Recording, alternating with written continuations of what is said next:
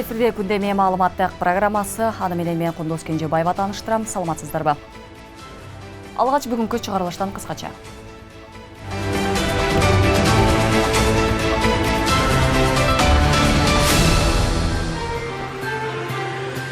$52 миллион сомдук зыян. Кызмат абалынан кыянаттык менен пайдаланган салык кызматкери кармалды. Боомдо тосмону сүзгөн жүк ташуучу унаа оодарылып, жүргүнчүсү көз жумду.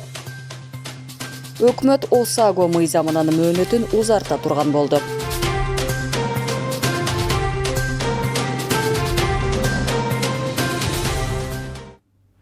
Мамлекеттик салык кызматынын кызматкери кызмат абалынан кыянаттык менен пайдалануу фактысы боюнча кармалды. Аны Улуттук коопсуздук мамлекеттик комитеттен кармалганы маалымдалды. Мамлекеттик бюджетке ири өлчөмдө зыян келтирилген документтерди жасалмалоо фактысы аныкталды. Шектүү жарандардан бирин жеке ишкер катары салык органдарынан жасалма каттоодон өткөрүп, анын атынан көмүскө экономикалык иштерди жасап жүргөн. Жыйынтыгында республикалык бюджетке болжол менен 52 миллион 870 миң сомдук зыян келтирилген дешти УКМКдан. Шектүү 25 январда кармалып, УКМКнын убактылуу кармоочу жайына киргизилген. Мекемеден учурда бул мыйзамсыз иштерге жана башка кызмат адамдардын да тиешеси бар жогун аныктоо иш-чаралары жүргүзүлүп жаткандыгын кошумчалашты. Монополияга каршы жөнгө салуу мамлекеттик агенттигинен башка десе пара алып жаткан жеринен кармалды. Бул тууралуу Улуттук коопсуздук мамлекеттик комитеттен кабарлашты. Кылмыш жаза кодексинин 340 беренесинин 1-бөлүмү опузалап пара талап кылуу менен козголгон кылмыш иши боюнча ыкчам издөө иш-чараларынын натыйжасында монополияга каршы жөнгө салуу агенттигинин Жалал Абад облустук башкармалыгынын башкы адиси акча каражатын алып жаткан жеринен кармалган. Такталгандай, кармалган адам президенттин администрациясына караштуу Жалал Абад мамлекеттик резиденциясы мекемесинен айрым кызматтарга прейскурант макулдашуу жол жобосунан өтүү үчүн акча талап кылгандыгы аныкталган. Тергөө жүрүп жатат. Бүгүн жогорку кеңештин депутаттары кезектеги парламент жыйынына чогулушту. Анда эл өкүлдөрү аймактардагы бир катар социалдык экономикалык маселелерге токтолушту. Алсак депутат Бактыбек Чойбеков мектеп жана бала бакчалардан директорлордун эмгек акысын жогорулатуу зарылдыгын белгилесе, Чыңгыз Ажыбаев Тажикстандан келген этникалык кыргыздарга документ берүү маселесин жеңилдетүүгө чакырды. Депутаттар маанилүү деп эсептелген жана башка маселелер менен кененирээк кабарчыбыз тааныштырат. Бүгүн жогорку кеңештин жыйынында депутаттар тарабынан бир катар социалдык экономикалык көйгөйлөр көтөрүлдү. Алсак депутат Таалайбек Сарыбашев жол тармагында пландалган жумуштарга токтолуп, быйыл район шаарлардын ичиндеги жолдорду аз-аздан болсо да жаңылоо керектигин билдирди. Муну менен катар унаа жолдорун курууда милдеттүү түрдө жөө жүргүнчүлөр өтүүчү жолдорду да салуу зарылчылыгын кошумчалады. 1 метр болсо дагы мына болуп аткан жолдорду ушу тротуарды кошуп, айыл арасындагы курулуп аткан жолдордо 1 метр болсо да тротуарды кошо курсак жакшы болот эле да. Себеби мына азыр автоунаалар аябай көбөйдү. Жол кырсыктары, адам өлүмдөрү, жаш балдардын өлүмдөрү, мына мектепке кетип атканда, келетканда көрүп атасыздар, канча деген кырсыктар катталып атат да.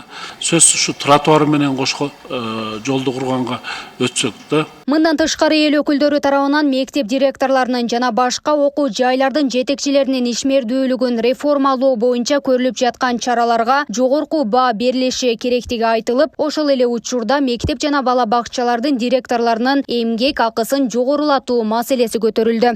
Мектеп директорлорунун, бала бакчанын директорлорунун айлык маянасы абдан төмөн. Катардагы мугалимдердин айлык маянасынан да ылдый болуп атат да. Ошон үчүн биз аларга ушул милдеттемени жүктөгөндөн кийин өздөрүнө толук кандуу, тийиштүү эмгек маянасын чечип беришке зарылбыз да. Шаардагы калкты тейлөө борборлорундагы мамлекеттик кызматтардын сапаты тууралуу да жыйындын жүрүшүндө сөз болду. Бишкекте кээ бир сондордун алдында эч кандай парковка жок, машина токтоочу жайлар жок. Абдан кезектер көп. Ичине кирсек, кээ бир жерлеринде көпчүлүгүндө ал жерде кызматкерлер одоно мамиле кылат. Элдерди уруп, согуп кагат экен. Ушу боюнча бир катуу көзмөлгө басак болбойт. Аны менен катар депутат Камила Талиева Баткен облусундагы Бели сынык ашуусундагы жолду оңдоо иштери токтоп калганын белгилеп, аталган жолдун аймак үчүн мааниси жогору экенин эске алуу менен ыкчамдатуу зарылчылыгына токтолсо, депутат Айгүл Айдарова ички иштер тармагынын ардагерлерине жана азыр иштеп жаткан кызматкерлерине турак жай берүү маселесин көтөрдү. Биздин ардагерлер, МВДдан чыккан ардагерлерибизге алар забартом калып калышыптыр да, аларга эч кандай үй берилбейт экен ГИКтен, себеби алардын алган пенсиясы 7 000, 10 000 ошондой экен. ГИКте билесиз 4%, 8%тан берет. Бул биздин ардагерлер канча жыл иштешти, пенсияга чыккандан кийин эч кандай бир үйгө ээлик кыла алышпайт экен. Себеби бул жакта 223-Т тескемесинде эч кандай пенсионерлер боюнча жазылган эмес да, ушуну деген бир көзөмөлүңүздөргө алып койсоңуздар деп суранам да. Ошондой эле депутат Айда Исатбек кызы Жети Өгүз районунун Актөбө айыл өкмөтүндөгү суу менен камсыздоо системасын жана суу сактагычты реконструкциялоо зарылдыгын белгилесе, депутат Шарапаткан Мажитова КМШ өлкөлөрүнөн барып жаранды калган адамдарды Россия сыртка чыгарбай жатканын айтты. Мына ошол жарандар биздин мурда келип алган жарандар, Россия жарандыгын алган, өзүбүздүн арабызда жүрүп дагы азыр коркошо баштады. Эгерде Россия жалпы мобилизация жарыялай турган болсо, анда Кыргызстан өзүбүздүн жарандарыбызды сактап кала албайбыз. Себеби Россия менен Кыргызстандын ортосунда кош жарандуулук келишими жок.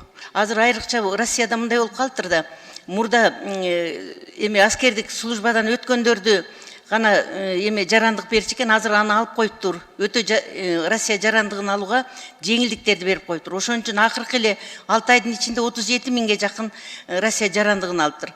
Биздин Кыргызстандан эле ошол жагынан дагы өтө кооптуу болуп атат. Аларга эскертүү иштерин жүргүзүш керекпи деп ойлойм. Мындан тышкары өлкөдө медицина тармагы бизнеске айланып калганы айтылып, жеке лабораториялардагы кызмат көрсөтүүнүн наркын көзөмөлдөө шарттыгы кошумчаланды. Өз кезегинде депутаттар жыйында айтылган көйгөйлөрдү тийиштүү жетекчилик карап чыгуусу керек деген эскертишти. Гүлдана Момунова, Калы Сөмүралиев, Регион телеканалы, Бишкек шаары. Жогорку кеңештен бир топ депутаттары айдоочуларды автоунааларын милдеттүү камсыздандыруудан өткөрүү боюнча мыйзамдын мөөнөтүн жылдырууну сунуштаган. Ал эми Жогорку кеңештин төрагасы Нурланбек Шакиев мыйзамдын мөөнөтү жылдырылганын бүгүн 26 январда кабарлады. 1 апрелден баштап текшерүү башталат жана полис албаган айдоочуларга 3 000 сом, мекемелерге 13 000 сом айыппул салынары эскертилди. Толугураак кийинки сюжетте сөз болот. Күн сайын негизи страховкадан 10 000 машина өтүш керек. Депутат Нуржигит Кадырбеков камсыздандыруу процесси татаал экенин айтты. Анда автоунаанын ээсинен ишеним кат талап кылынарын, автоунааны атына каттатып коюп, башка жакта жүргөндөр бар экенин эске алууга чакырды. Барсаң эле каттай койбойт экен. Праваңды сурайт экен, паспортуңду сурайт экен, тех паспорту сурайт экен. Эң кызыгы машинанын ээсинен доверенность алып кел деген талап бар экен. Бирөө Россияда жүрөт, жөн эле оформление кылып коюп, бирөө больницада жатат, бирөө төрөп жатат. Кандай кылабыз мунун бардыгын?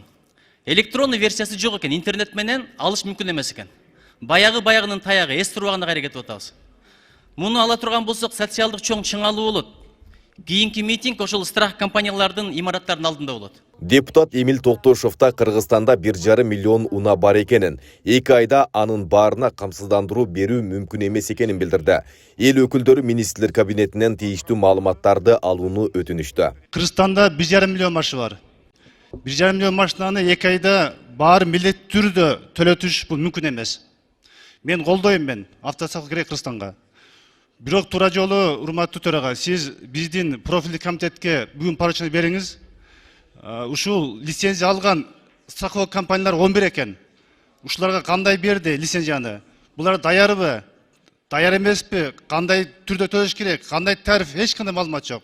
Ушуну угалы, анан бир жыйынтык кылалы. Эгерде даяр эмес болсо, анда жылдырууга туура келет. Ал эми Жогорку кеңештин төрагасы Нурланбек Шакиев айдоочуларды автоунааларын милдеттүү камсыздандыруудан өткөрүү боюнча мыйзамдын мөөнөтү жылдырылганын парламенттин бүгүн 26 январдагы жыйынында кабарлады. Министрлер кабинетинин төрагасы Акылбек Жапаров келди, сүйлөштүк. Мен депутаттардын сунушун айттым. Ал киши менен кеңештик. 1 апрелден тартып жанагы айыппулдар салынат деген мөөнөттү жылдыра турган болдук. Президент дагы ушундай мааниде тапшырмасы бар экен. Ошон үчүн сүйлөштүк. 1 апрелден тартып ошол айыппулдар төлөнбөйт, мөөнөтү да узартылат. Ал эми мамлекеттик камсыздандыруу уюмунун кызматкерлери 1 апрелге чейин 1,5 миллион автоунааны камсыздандыруудан өткөрмөкпүз дешет. 9 компания иштеп аткан болсо, эгер 10дон эле тийип калат да. 10дон күнүнө ар бир компания 10дон машина жеткизген болсо, ошол айтып аткан 1 миллион автомашинага жетишет да. Эгер 20дан кылган болсо, мисалы үчүн 2 миллионго жетишет. Ал деген физически жетишпей калат деп бир эле ишкананы айтыштын кереги жок. Бул жерде 9 компания, 10 компания иштеп атат. Дагы лицензия алышы мүмкүн. Алардын дагы жетишкенден кийин алар өз убагында камсыздандырып бергенге жетишет да. Эч кандай ажиотаж же эме болбойт. Автоунаа ээлери үчүн жарандык жоопкерчиликти милдеттүү камсыздандыруу келишимдери боюнча базалык камсыздандыруу төгүмдөрүнүн өлчөмү 1680 сом өлчөмүндө белгиленген. Ошондой эле камсыздандыруу төгүмдөрүнүн өлчөмүн унаанын көлөмүнө жана унаа ээсинин айдоочулук тажрыйбасына карата белгиленет. Ал эми учурда Жалал Абад облусунан унааларын бир дагы жаран камсыздандыра электиги маалым болду. Унаанын ээси менен, транспорт каражатынын ээси менен биз келишим түзүп туруп, 3-чү жабыркаган машинага төлөп беребиз деп атабыз. Жабыркаган машинада канча орундук машина болот, ошонун ичиндеги жарандарга ошолордун эмесинде жабыркаган 3-чү жакка биз төлөп беребиз да. Маалымат катары сурады. Мындай кылса кандай болот, мындай кылса кандай болот деп маалымат катарынын биздикин жазып бергиле деп пока эчким келе элек. Автоунааларды милдеттүү камсыздандыруудан өткөрүү боюнча жарандарда кайчы пикирлер бар. Ал жеке фирманын мамлекет алдында кандай жоопкерчилиги бар? Элдин алдында жекече кандай жоопкерчиликтери бар? Биздин Кыргызстанда баары боло берет дешип, биз угуп ана теледен көрүп атабыз, газетада жазып атат. Ипотека салып берем, моюнча үй салып берем деп канча фирмалар элден акча таптырып алып качып жоголуп атат. Мындай караганда адамдарды таңоолдоп деп айтсак болот да. Милдеттүү түрдө камсыздандыруу. Мен де өзүм дагы анам менен саналаш адамдар бардыгы өзү каршы болуп атат. 1 апрелден баштап текшерүү башталат жана полис албаган айдоочуларга 3000 сом, мекемелерге 13000 сом айып пул салынары эскертилген. Бүгүнкү күндө Кыргызстанда 10 камсыздандыруу ишканасы айдоочуларга полис берип жатат. Алардын бирөө мамлекеттик, калганы жеке менчик компаниялар. Айбек Исабеков, Аскар Маматисаков, Регион. Бишкекте өтүп жаткан Кыргыз-Өзбек форумунда 10 документке кол коюлду. Анын ичинде 100 миллион долларлык келишим бар. Айрым документтерге жергиликтүү бийлик өкүлдөрү, кээ бирлерине эки өлкөнүн компания жетекчилери кол коюшту.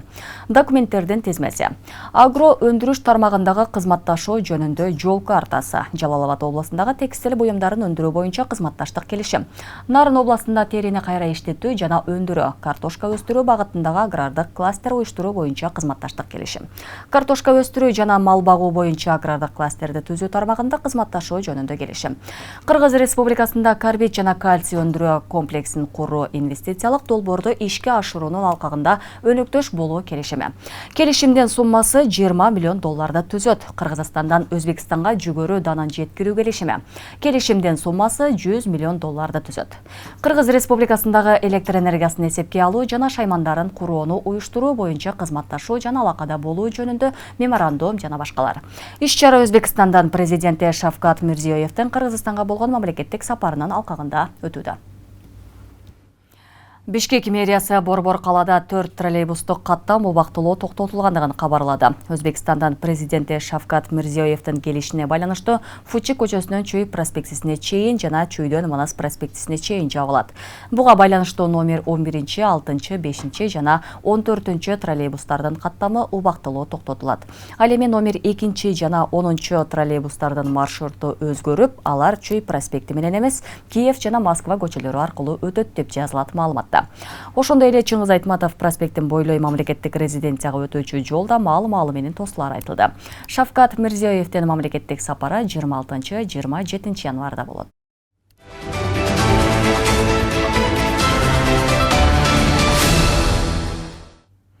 Боом Капчыгайында жүк ташуучу унаанын айдоочусу уктап кетип, кырсыкка кабылып, бир адам каза болду. Бул туурасында Чүй облустук жол кыймылы коопсуздугун камсыздоо башкармалыгынын маалымат кызматы билдирди.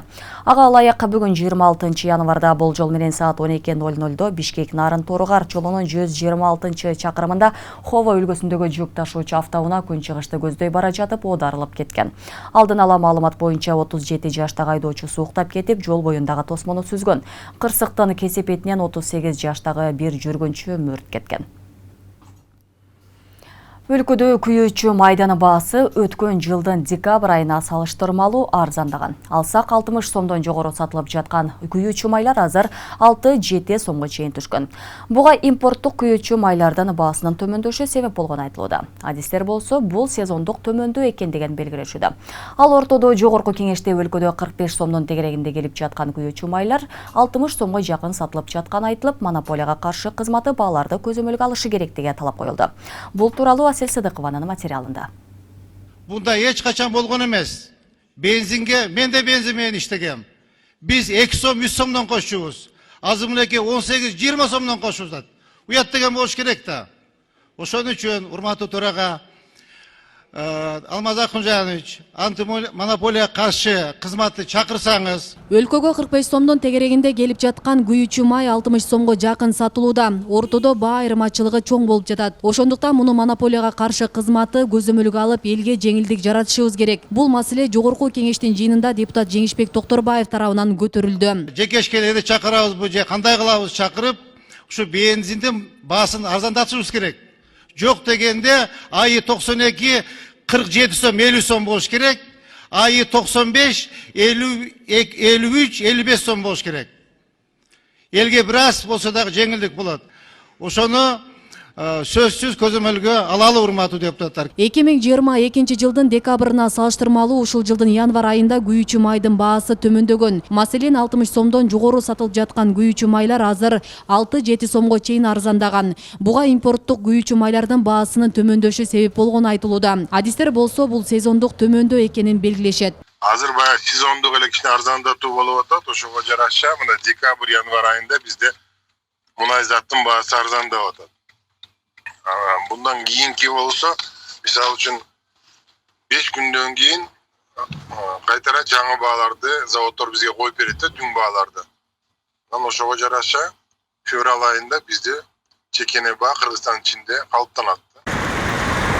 Кыргызстан Борбор Азия өлкөлөрүнүн ичинен Казакстан менен Түркмөнстандан кийинки эң арзан күйүүчү майга ээ болгон өлкөлөрдүн бири. Баанын аз да болсо арзандаганын айдоочулар дароо байкашкан. 40 сом, 50 сом тегерегинде болсо элге жеңилдик эле болот эле.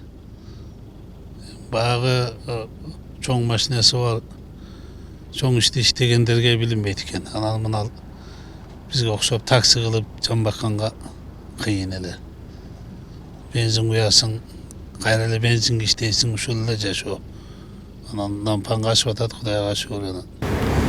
Эми через журда 60 сом, 65 сомчу. Муну азыр угутпайбызбы? 20 сом ойноп атат экен. Уят да бул. Ушунусу деле кыйла түшүп калды, эми буягы деле жакшы, бирок ушунча түшкөн. Азыр канча сом түштү? 4 сом түшүп калдыбы? 58 сом болуп калды. 55 сом болуп калса, төтөт эми. Конечно, баарынан эле жакшы болот. Өлкөгө күйүүчү майдын 90% Орусиядан келет. Демек бензин ал тараптын койгон баасынан көз каранды. Антимонополия кызматы Кыргызстанда баанын негизсиз көтөрүлүшүнө жол бербей, туруктуу бааны кармап туруу үчүн бардык чаралар көрүлүп жатканын билдирди. Россия өлкөсүндө оптун баасы арзандаган. Ошонун негизинде баалар түшө баштады. Азыркы кебирки заправкаларда түшпөй аткан себеби булар мурдагы баада алган запастары бар да. Ошо запастар бензиндерди аларды кымбат алганда, ошо сатылып бүткөндөн кийин жаңы партиямен алган бензиндер түшөт да баалары. Ошонун божомолдоруунда дагы түшүш күтүлүүдө. Кошумчалай кетсек, Кыргызстандын күйүүчү майды жылдык керектөөсү 1,2 миллион тоннаны түзөрү айтылып келет. Асия Сыдыкова, Илимбек Турсунбай уулу, Регион телеканалы, Ош. Жалал-Абад облустук төрөт үйүнө перинаталдык борборду куруу муктаждыгы турат. Төрөт үйүн жылына 2000дей төрөткө ылайыкташканы менен бүгүнкү күндө 7000дей төрөт кабыл алынат. Ымыркайлардын арасында ара төрөлгөндөр жылдан жылга көбөйүп жатканын, өткөн жылы болсо 700дөн ашык бала төрөлгөнү айтылды. Буга өз кезегинде эненин саламаттыгы жана үй бүлөнүн социалдык абалындагы себеп болушу мүмкүн. Адистер белгилегендей, эне менен баланын саламаттыгын бекемдөөгө жана ар кандай оорулардын алдын алууга перинаталдык борбордун жардамы чоң болмок. Кененирээк кийинки материалда. Төрөт жашындагы аялдардын ден соолугу начарлап, ара төрөлгөн балдар жылдан жылга көбөйүүдө. Бул тууралуу Жалал-Абад облустук үй бүлөлүк медициналык борборунан билдиришти. Алсак облустук төрөт үйүндө өткөн жылы 7000дей наристе жарык дүйнөгө келип, алардын ичинен 784 бала ара төрөлгөн. Жашап кетүүгө зарыл болгон органдары өрчүбөй, салмагы нормадан аз, ара төрөлүп каза болгон ымыркайлардын саны өткөн жылы 382ге жеткен. Ошолордун ичинен булардын ичинен 12% ара төрөлгөн балдарды түзүп атат. Эмне ошолор бүт ара төрөлгөн балдардын бардыгы бул бизден ымыркайлар жандандыруу бөлүмүнө келип жатып, ошол жерден дарыланып, реанимация аркылуу өтө турган учурларда, ал эми оорукчан өзү төрөлгөн балдардын саны 1571 болуп катталып атат. Бул именно бизге перинаталдык жардамдын керек болуп жаткандыгын эң бир негизги себеби болуп атат да. Перинаталдык борбор жаңы төрөлгөн ымыркайларга энелерге акушердик, гинекология, неонатология, анын ичинде медициналык жардамдын бардык түрлөрүн көрсөткөн мекеме болуп саналат. Ал өз кезегинде кош бойлуу эненин саламаттыгын бекемдөөгө, ымыркайдын ден соолугун чыңдоого көмөк берүүчү борбор болот. Эми перинаталдык центр дегенде чындыгында оор абалда төрөлгөн, ара төрөлгөн, анан ошо ара төрөлбөй эле мындай баягы төрөт убагы жетип, салмагы туура болуп төрөлсө деле ар түрдүү оору менен төрөлгөн балдар бар. Ошол балдарга биринчи эле ошо балдарга жардам көрсөтүп, ошо балдарга бүт баягы жабдыктар болсо, ошо балдарды выхаживать этип чыгарып, ошо бaldарды кылабыз да. Балдардын ара төрөлүшүнүн ар түрдүү себептери бар. Буга эненин саламаттыгынын начардыгы, үй бүлөнүн социалдык абалы дагы таасир этерин дарыгерлер айтышат. Мындан улам кош бойлуу энеге камкордук жасап, ар тараптуу колдоого алуу ара төрөлүү коркунучун азайтарын белгилешет. Буга себеп, бирден бир себеп энелерибиздин жашоо шарты оор, ден соолугу өтө жакшы эмес, кээ бир Россияларда иштеп келип атат, аскандуулук бар, ар түрдүү вирустук оорулар бар энелерде, ушундай экстрагенталдык оорулар деп коет. Биздин энелерибизде төрөт жашындагы аялдарыбызда ушундай оорулар көп болуп атат. Бул да бирден бир себеп болушу мүмкүн. Жалал-Абад облустук төрөт үйүндөгү ымыркайларды жандандыруу бөлүмүнө жыл башынан бери 60тан ашуун ымыркай жаткырылган. Бөлүмдө 9 орундук даярдалып, 6 дарыгер иштейт. Деген менен бөлүмдө неонатолог дарыгери жана медайымдары жетишсиз. Бизден 4 медсестра иштесе, 1 медсестрага 10дон 12ден бала туура келип калган учурлар болуп атат. Өзү замандын талабына жараша 3 оор балага 1 медайым туура келиш керек. 10-12 болуп кеткенде бул физически була жетишпей калышат да. Неонатолог дарыгерлер дагы ушул бизде жетишсиз. 7000 төрөт үчүн азыр биздин областтык төрөт үйүндө 6 эле неонатолог врач калды. Иши оордугуна байланыштуу неонатолог врач болгусу келбейт эч ким. Канча суранып, ординатор врачтарды өзүбүз алып келип үйрөтүп атабыз. Перинаталдык борбор учурда Бишкекте жана Ошто бар. Ошондой эле Бишкекте республикалык перинаталдык борбордун курулушу дагы жүрүп жаткандыгы маалым. Аны менен таанышуу учурунда министрлер кабинетинин төрагасы Акылбек Жапаров Ош жана Талас облустарында дагы перинаталдык борборлор курулаарын айткан. Акылай Кырабаева, Замирбек Тойчубаев, Регион.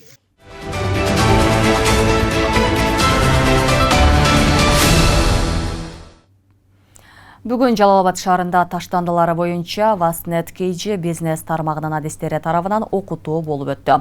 Ага Жалал-Абад шаарынын мэринин орун басары Элдос Таев, Жалал-Абад тазалык мекемесинин кызматкерлери, шаарда жайгашкан тейлөө тармагынын жана кафе ресторандардан өкүлдөрү катышты.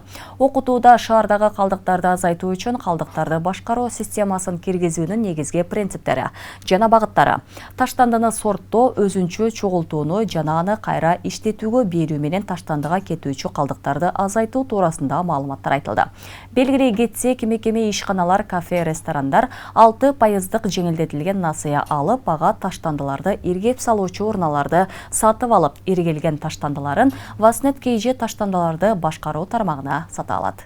Таштанды бизден бир жылына шаарыбыздын өзүнөн 150 000 куб таштанды чыгат. Бул деген күнүнө 420 куб таштанды шаарыбыздын өзүнөн чыгат. Ошондой эле шаарыбызга жакынкы райондорундагы биз тазалап, келишим негизинде тазалайбыз. Ошолор менен жылына 200 000 кубтун тегерегинде таштанды чыгат. 200 000 жылына иштете турган таштанды завод алганга азыр аракет жасап, долбоорун жасап, өкмөткө сунуштадык. Биз Ошко келген күнү эле ошол тазалыкка бардык, полигонго бизге көрсөттү. Башында эми тоскоол болуптур, түшүнбестек, эми башында бардыгын түшүндүрүп айтып бериш керекти. Кандай бардыгы маалымат ошол жарандардан да биринчиден. Азыркы эми 6 ай иштеп атат экен. Жарандар бардыгы келип, сортировканы туура кылып, бардыгы таптаза көрдүм. Ошол азыр көлөмү да азайыптыр. Чоң мондай 6 куб деп коет экен, 6 куб болбой, бүгүнкү уже 2 куб, 4 куб болуптур. Ушунун кандай процентке азайды? Бишкек шаарындагы Локомотив спорт комплексинде жайгашкан муз аянтчасы эс алуучуларды чакырат. Муз аренасы бир эле учурда 15 кишиге ылайыкташып, бардык шарттары каралган. Учурда мында окуучулар үчүн да акцияларды уюштуруп, Бишкектеги мектептерден балдар акысыз эс алып кетишүүдө. Жалпы аянта 1122 чарчы метрде түзгөн аянтта спорттук оюндарды, иш-чараларды уюштуруп келишет.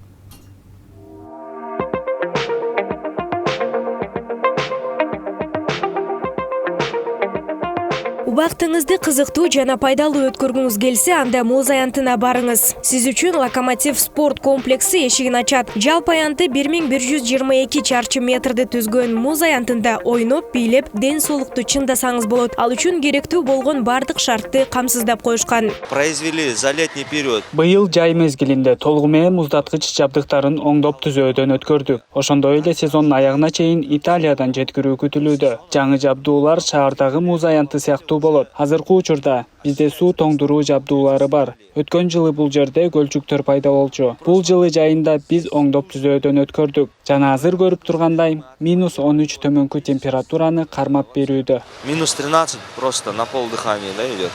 Учурда аталган комплекс мектеп окуучуларын кубантуу үчүн акция өткөрүүдө. Ага Бишкек шаарындагы мектептерден 5 класстан 11 класска чейинки балдар келип, акысыз муз тээп жатышат. Балдардын кубанычына себеп болуп жаткан Локомотив комплекси мындан арыда жакшылык иштерин улантуусуна тилектеш болушууда.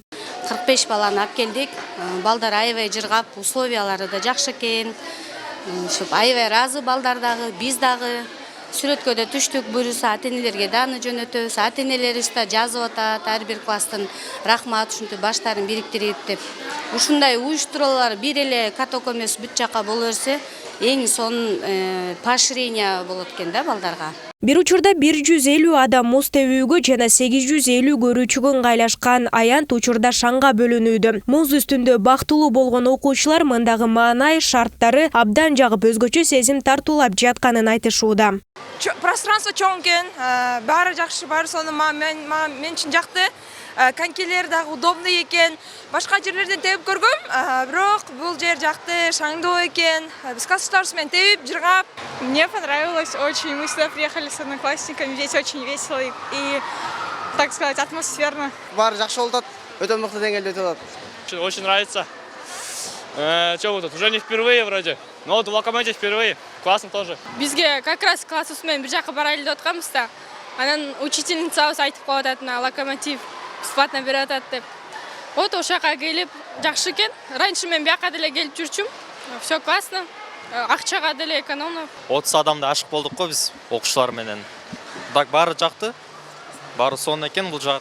Өзүм деле 5 жыл мурун болгон бул катокто. Баары супер. Муз аянтында бир аз муздап чарчоого алдырсаңыз, ушул эле аймакта жайгашкан чакан ашканасы бар. Мында чай, кофе ичип эс алсаңыз болот.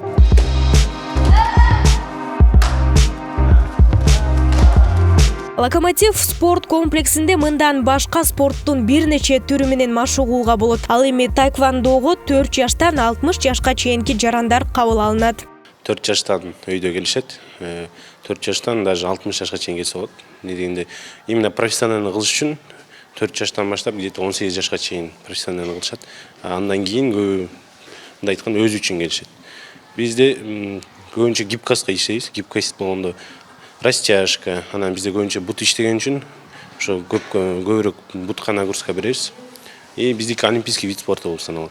Локомотив спорттук ден соолукту чыңдоо комплекси Кыргыз темир жолу улуттук компания мамлекеттик ишканасынын балансында турат. Бирок комплекс темир жолдун кызматкерлери үчүн гана эмес, бардык каалоочулар үчүн эртең менен саат 10:00дөн түнкү 24:00 чейин эшиги ачык. Муз тебүү үчүн чоңдордун билет баасы 60 мүнөтүнө 350 сом, ал эми 14 жашка чейинки балдар үчүн 250 сом. Бул баалар коньки жарасын эсепке алуу менен коюлган. Аталган муз аянты Бишкек шаарындагы Алкул Осмонов көчөсүнүн 1-дарегинде жайгашкан. Регион телеканалынын күндөмө маалыматтык программасын социалдык тармактардан көзөтүп барыңыздар. Ал үчүн Регион телеканалынын Facebook, Telegram жана YouTube каналдарына катталып акыркы жаңылыктардан кабардар болуп туруңуздар. Ошондой эле Одноклассники, ВКонтакте социалдык баракчасын дагы көрсөңүздөр болот. Бейшемби күнгө даярдалган күндөмө маалыматтык программасы мына ушулар менен соңуна келип жетти. Түз эфирде Кундуз Кенжебаева болдум. Кайрадан эфир аркылуу көрүшкөнчө аман туруңуздар.